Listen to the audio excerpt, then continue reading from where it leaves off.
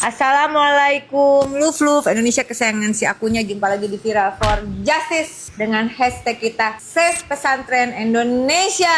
Si akunya lagi di pesantren Al-Fat Jalen, ada di Tambun Utara Kabupaten Bekasi. Ini pesantren abangku Kiai Yasin yang baru dipanggil pulang oleh Allah Subhanahu wa taala beberapa waktu lalu. Belum itu tanah kering ya.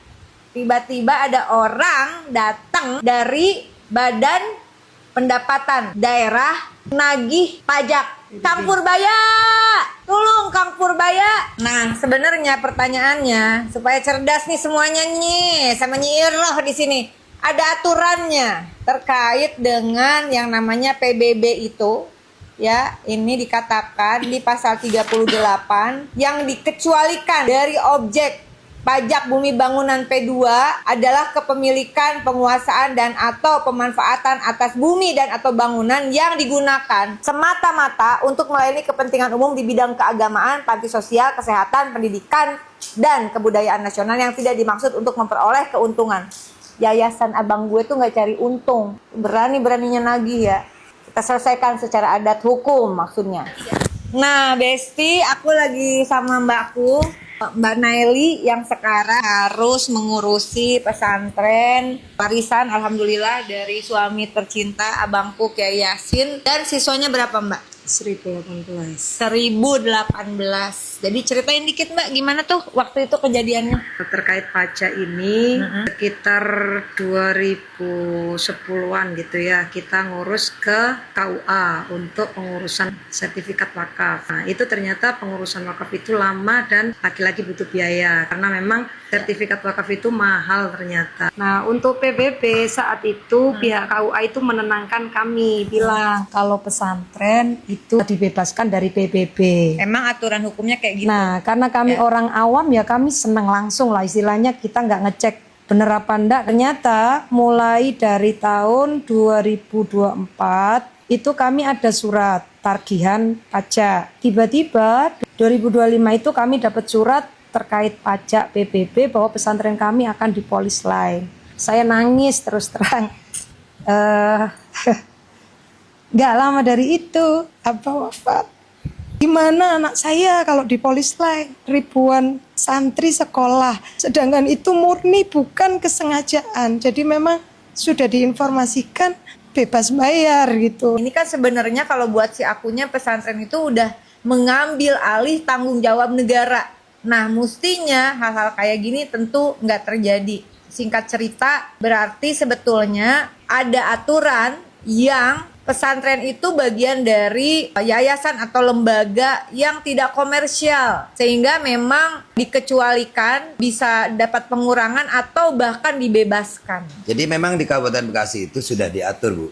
Peraturan daerah tentang pajak dan retribusi daerah. Memang di situ ada pengecualian bagi tempat ibadah dan atau pondok pesantren misalkan yang memang tidak komersil dapat diajukan untuk tidak bayar PBB. Tapi memang kejadian Bu Ustadz itu ada yang nagih, kadang tagihan telat, saat nagih pun tidak memberikan sosialisasi. Untuk pesantren Al-Fat ini, saya secara pribadi di DPRD Bekasi akan dampingi langsung aja lah. Kita dampingin agar pesantren yang notabene tidak komersil, maka seharusnya dibebaskan untuk pajak bumi dan bangunannya. Ini udah ngajuin sesuai dengan peraturan perundang-undangan dari mulai undang-undangnya, peraturan turunannya sampai tadi yang ada aturan hukum soal PBB di Kabupaten Bekasi. Sudah mengajukan, ini udah, bupatinya udah. Dek, Ade, ya bantuan deh, Masya Allah. Kang Dedi, bejaan si Ade. Ya, ini pesantren ini tidak pernah mendapatkan bantuan dari Pemkab. Udah bisa operasional kayak gini aja, alhamdulillah. Anak-anak bisa sekolah dan 50%-nya dari keluarga tidak mampu. Kan dibantuin pemerintah. Rekomendasi dari desa udah ada. Ini siapa yang main? Siapa yang main? Ya, dan kita akan ke BPN juga berarti karena urusan tanah wakafnya. Jadi ada dua hal. Pertama soal pajak bumi bangunan yang seharusnya ini bukan objek pajak PBB ya. Berarti ke Bapenda, Badan Pendapatan Daerah. Yang kedua adalah terkait satu sertifikat wakaf BPN. Nanti insya Allah bestie kita ya Pak Rizky itu insya Allah juga sangat paham hukum. Itu kayak undang-undang pertanahan berjalan ya, bukan sekedar hafal tapi karena tahu pijakan hukumnya nggak main-main.